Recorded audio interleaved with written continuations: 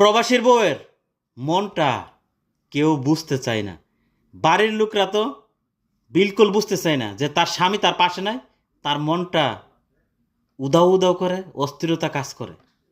পাশাপাশি তার স্বামী যদি তার মনটা না বুঝতে পারে, তখন তার ভিতরে কষ্টটা কিরকম লাগে, যন্ত্রণাটা কেমন লাগে,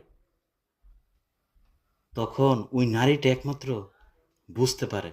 ওই কষ্টের কথাটা কারো কাছে শেয়ারও করতে পারে না, বলতেও পারে না, কারণ তাতে নিজেরই আঘাত লাগে।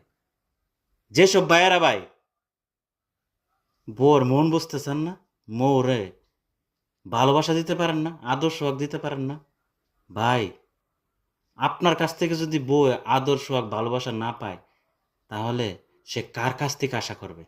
এটার উত্তরটা একটু দিয়েন তো।